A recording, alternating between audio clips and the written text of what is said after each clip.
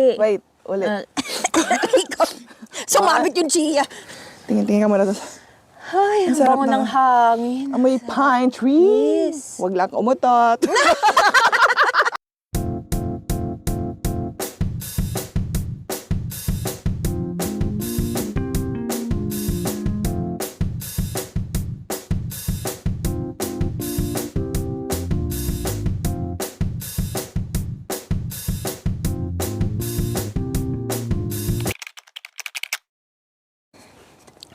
Ikaw ate, Oh. paano mo nasabing okay ka na talaga dito? Masaya ka na sa Ay, yung point. sitwasyon? Yung point na sabi kong okay na. Yung ano, siguro bukod sa nung nakarating na dito si Raika. Oh, Yung anak ko. Oo. Nung nakarating na siya dito, parang sinabi ko, okay na ako. Nandito na yung anak ko.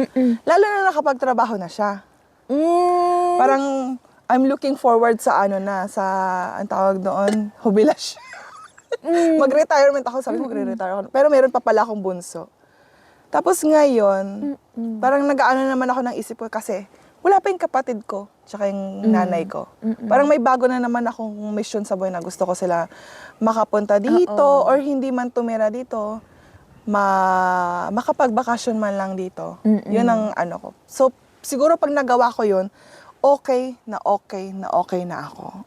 Yes. Oh, nakikita mo ba yung sarili mo ditong tumanda? Oo. Talaga ba? Based Oo. sa aking sitwasyon na alam naman ng nakakarami na ako'y nagkasakit at kailangan ko ng control sa aking at saka sa pagpapatuloy na gamutan na mas okay yung health system kasi dito sa Pilipinas ate. Yun talaga yun na pag-aralan namin mag-asawa Oo. na dito na kami. Pero I'm not sure kung dito na talaga sa Spain ha. Sana kung saan kami ni Lord talaga. Oo. Dun kami. Ikaw ate. Oo. Talagang sabi ko alam mo pag nakikita ko yung matatanda sa mga cafeteria, pag umaga nagkakape-kape lang sila. Diba? Yung mga matatanda na Push. kahit gabing-gabi naglalakad kasama yung mga aso nila. Yung talaga matanda na, mga 60s na, mga 70s na, naglalakad silang dalawa dyan, alam mo yung Yes. nakatungkod na, naka-wheelchair yung isa. So na-imagine nyo kayong dalawa ni Kuya Oo, yun? sa Pilipinas, hindi mo magawa yun. Magawa mo ba yun sa Pilipinas? Tama. Hindi. Parang dito kasi pag tumanda ka, mas enjoy mo.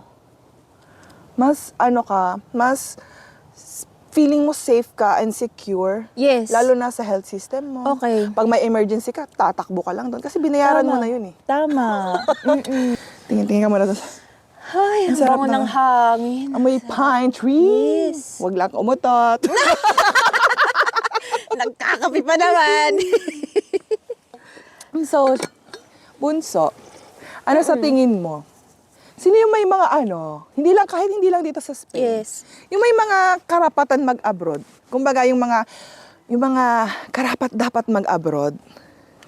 Yung yung mga kailangan taglay. Taglay. Yung mga katangian ng mga taong dapat nag-a-abroad. Ano sa tingin mo? Una sa lahat, kailangan mo lakas ng loob.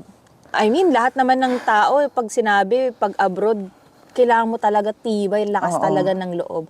And especially, at this point of my life, humility. Kasi, ang dami mong mararating kapag may humility ka, tsaka lakas ng loob, pinagsama. How to Kasi keep your feet on the ground. Oo. Diba? Kasi syempre nga, nasa foreign land ka. Oo. Hindi ka pwedeng sino-sino dito. Klaro. Hindi dahil, teacher ako doon, nurse ako Yes. doon. Kahit saang bansa naman yan. It's okay. Oo. Kasi yun nga, kailangan mo humility para para maging stepping stone mo rin yun pagdating ng panahon na medyo umangat ka na, naging okay na yung status ng buhay mo, career mo. Ikaw ate, sa'yo naman, anong masasabi mo or maya advice mo sa tinagal mo rin dito sa Spain? Actually, kung marupok ka, diyan ka na lang sa Pilipinas. Yes. Kung marupok ka Exactly. sa lahat ng bagay. Yung tipong hindi ka marunong tumanggap ng pagkakamali mo. Kasi pag hindi mo tinanggap yung pagkakamali mo, hindi mo makokorek. Tama. Kasi pag pumasok ka sa trabaho, sasabihin sa'yo, oh Jenny, ganito ang gawin mo. Kahit alam mong, yun yung nakasanayan mo, na ginawa, pero mali sa Oo. sistema nila, kailangan mong sundin yung sistema nila. Exactly. Kasi nakikibagay ka sa ibang Tama. bansa. Para ka nakikisama sa ibang bahay. Kung ano yung patakaran nila, susundin mo. Tapos kailangan, masipag ka talaga. Masipag. Masipag. Sabi ng lola ko, si Lola Saida, shout out in heaven. si Madam Wisdom ko yun Sabi ng lola ko, Kaya pala puro ka wisdom din. Pak! Oh. si Attorney Zaida Santos, taray din yun. Sabi niya, pag masipag ka, hindi ka maghihirap.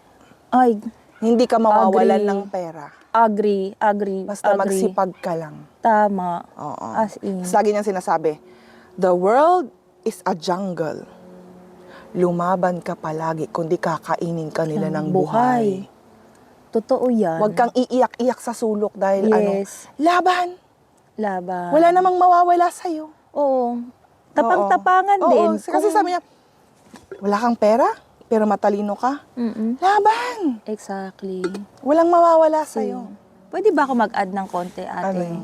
Yung natutunan ko sa'yo during the process. Sige. Yung gratefulness mo, hindi nawawala. Mapaganto, Oo. yung nagumpisa ka pa lang hanggang sa Oo. slowly, nandun ka na sa mga stepping stones ng buhay mo, na-achieve mo na to. Sino ba magsasabi, di ba, dishwasher noon, cruise chef na ngayon?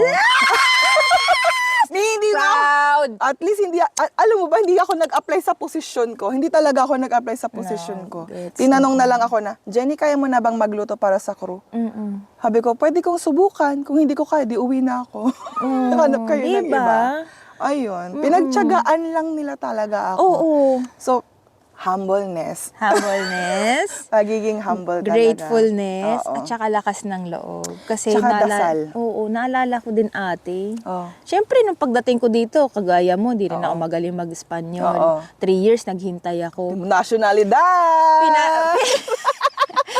Sinubok ko kagad yung jungle na sinasabi mo, yung Oo. kakainin ka ng buhay. Although marami namang nakasupport sa'yo, Oo. pero ikaw pa rin ang gagawa ng sarili mong diskarte. Pag nandun ka na di ba ate? Nasa sayo talaga yun. Yes. Sa lakas ng loob mo, sa determinasyon mo. Yes. Kahit marami nagtutulak sa'yo kung Kaya nga pag marupok ka, wag kang pupunta. Ala ko noon yung itsura ng mga Espanyol kapag nag-order sila. Hindi nga ako makaintindi. Talagang paiyak na ako. Nandito na yung gilid, nasa gilid na nandito yung luha ko nun ate. Pero push kahit Oo. Spangle. Oo.